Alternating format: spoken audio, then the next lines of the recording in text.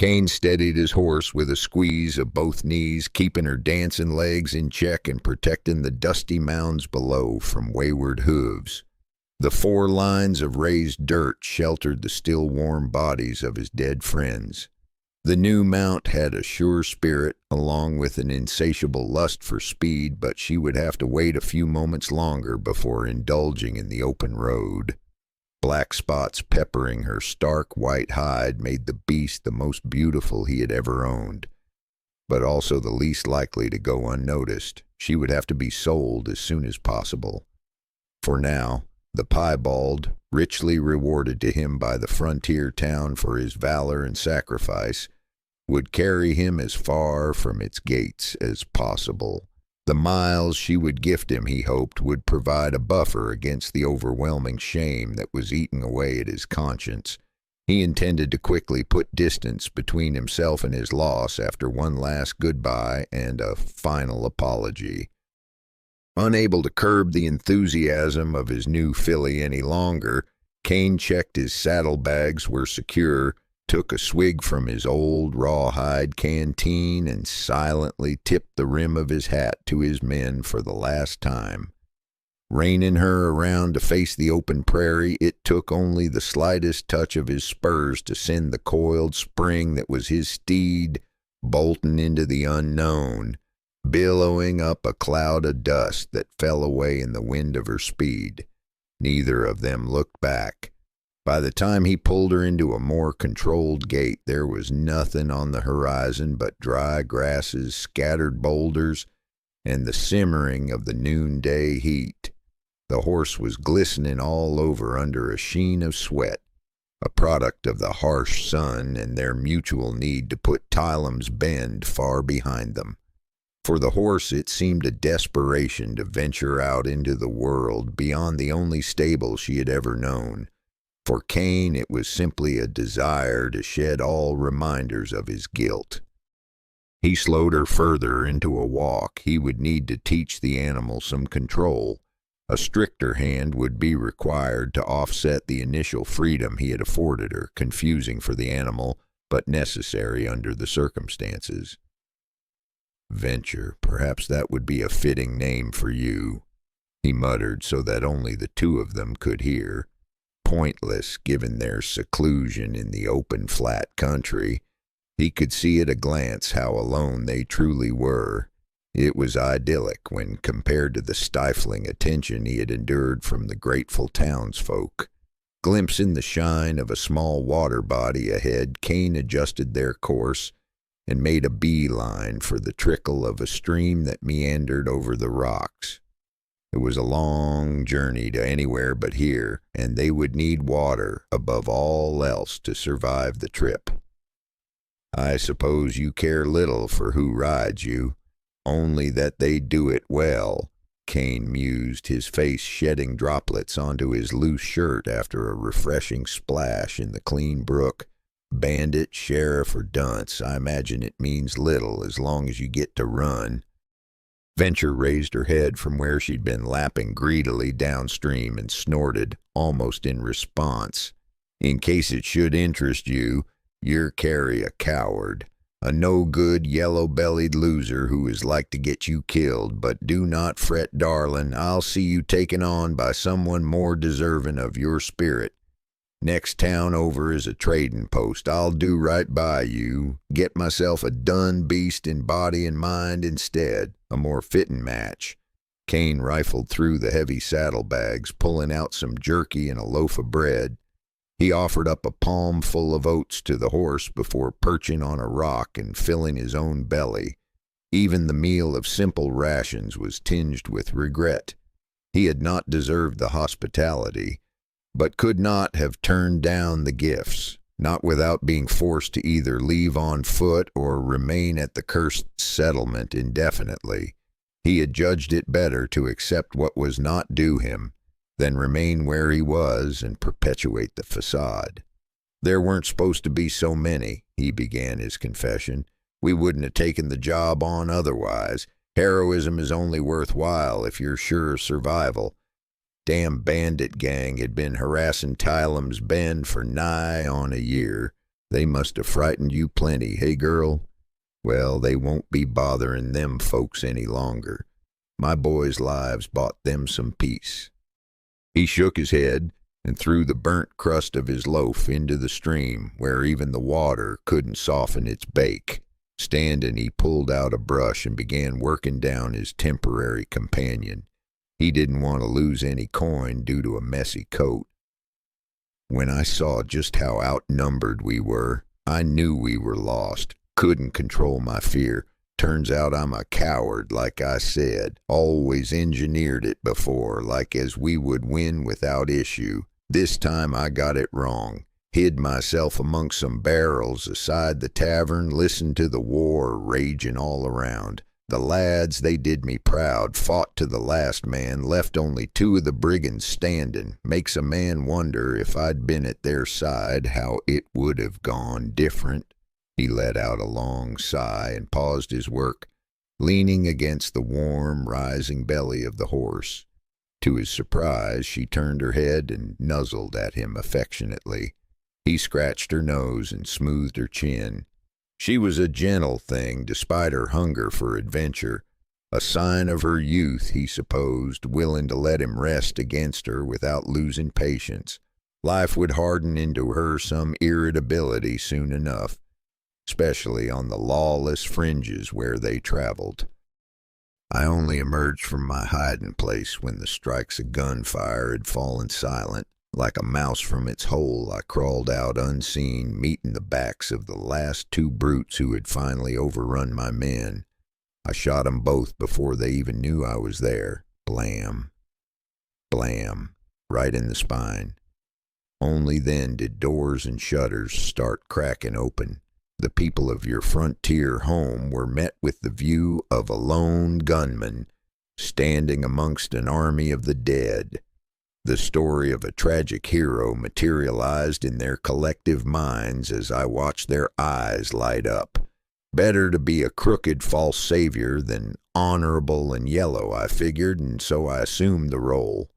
Kane stashed the brush back in the finely worked leather of his saddlebags and mounted up once more. He adjusted his pistol holster against his leg, noting it was 2 bullets short of a full cylinder. Ammunition was not something his worshippers had been able to provide. He pulled the rifle from its sling that hung from the saddle and gave it a once-over. The weapon had not been fired in weeks, another signal of his pathetic tale. Thrusting it back in place and pulling his hat down, he clicked Venture onward. He forced her into a rolling walk, conserving her energy and taking her back up onto the trail. "So that's it, my new friend. It is you and I until we reach that market town. Angel Post, I think they called it. From there, I'll see you sold to a man more deserving of your finery, and I'll use the coin to get myself back east, perhaps even back to the old world where cowardice and duplicity are more expected. Either way, I can no longer think of myself as a moral pillar in a lawless land. Best to shed that dream and join the rest in the gutter. Perhaps it is the same road all men take, realizing it futile to oppose our true natures." They rode on, man and horse gleaming like a beacon of white and wealth against the savage backdrop of the dry wilds. Had Kane not been consumed with putting voice to his ruminations, he might have expected to be waylaid on account of his obvious fortunes. As it was, he walked Venture straight into danger. The horseless wagon rolling independently across the mouth of the pass told Kane everything he needed to know in an instant. He was being ambushed and like as not was about to die. He had led Venture straight into the steep-walled ravine without a second thought, assuming it would be as empty as the lands around. His preoccupation had made him blind to all he would normally see. Waking himself up from his stupor, he spun the spotted mare in place to find a single figure silhouetted against the bright sun of the only exit. By instinct, he wrenched the rifle from its cradle and began to raise it. A shot that ricocheted from a nearby rock, echoing its impact against the close stone walls, insisted he move no further. I wouldn't do that if I were you, the stranger on the ground advised. I've two sons that have rifles aimed at your head from hidden vantage points. You'll not live long enough to raise your weapon. 3 in total, each with a distinct advantage of position. Nowhere to hide this time, Kane thought, as if to cement the lack of the option. Even given the chance, he decided he would rather die than again live with the shame of leaving another to perish in his place, even if that other was a horse. What do you want? He forced himself to ask, sitting straight-backed and feigning confidence. Your mount, your supplies, weapons, everything. Times are lean, partner. We are in need, and you have seen fit to provide. We will let you walk if you agree to do so with nought but the shirt on your back.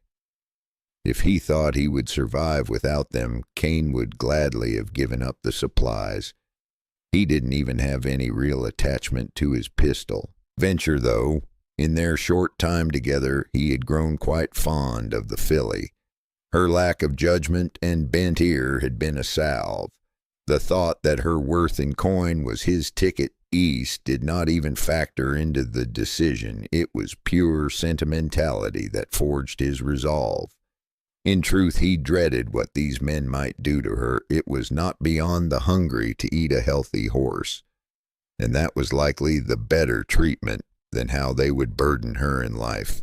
Leaning forward and placing his hand against her neck, he whispered, "What do you think, girl? Courage together, or more cowardice, and inevitably meeting our makers alone?" To that she raised her head, stomped one hoof into the sandy dirt, and narrowed her eyes. Together it was. With an almost imperceptible squeeze of his heels, Venture exploded forwards. The tactile communication between them meant Kane was able to lean forward to steady himself against the change in momentum and simultaneously raise his rifle. He fired a single shot, and knowing it would hit true before even seeing the bloodied eye of the man ahead, he dropped the weapon to the ground. In a single fluid motion, he reached down and drew his pistol with his right hand, crossing it over his left that was taking up the reins. One shot, angled upwards toward the young man crouched on an outcropping of stone, sent him tumbling over the edge. Ripping his arm back, he stretched it to its full reach, aiming out to the opposite wall of the ravine. A third shot took the last lad from his nest at the top of the ridge, where he disappeared backwards and out of sight. Once they broke free of the narrow gorge, he heeled Venture around to survey the scene, both of them panting with the adrenaline more than any exertion. Kane let out a loud whoop of mixed relief and joy, which was met with an enthusiastic whinny from his horse. His elation went beyond mere survival. He threw his head back to the sky and opened his arms wide, hat in hand, bathing in the confirmation of self that had come from his bravery. Seeing Venture safe had repaired a small part of the guilt that rode him. It was not a full forgiveness of himself, but it was a first step. He bent forward and slapped the thick neck of his young mount, congratulating her on their success. "How do you feel about a change of plans, Venture? Fancy sticking together a bit longer, doing some more good to offset some of my bad?" The shake of her head and huff of breath could be mistaken for nothing other than consent, her dancing steps failing to hide her enthusiasm. "All right, then. Whoa, whoa. Steady now. Let's see if we can't help some folks between here and Angel Post. If times are as hard as our recently departed friends there made out, no doubt more will have turned to preying on the weak." Looking down into the chambers of his pistol at the single shot remaining, he steered his friend back into the close quarters of the gorge. She needed a little reassurance that the way was now safe and the additional supplies they could scavenge would be worth the risk, especially ammunition, but she went willingly. As they walked, Kane considered the potential lives he may have just saved. Other innocent travelers passing through would have certainly met the same ambush in the narrow pass, yet still he waited against the 3 desperate men he had killed. Were their lives worth any less, much alike to the friends he had lost in Tylem's Bend and the scores of bandits who had fallen in those streets? No soul could be equally compared to another. He resolved anyway to remain an arm of protection for those who could not defend themselves, for surely an idealistic, young, and innocent mind was of more value than a corrupted, resentful, and worn one. Between he and Venture they had one of each, and he knew his logic was sound when he decided which would be sacrificed for the other, should it ever come to it. No fear would again be enough to turn him from that duty to his friends. Mounted, he rode out of the other side of the gorge and into the dim light of an ending day. He and Venture together headed into a new life of adventure and good intention that he hoped might begin to make up for the tragic lapse in courage that would forever haunt his memory.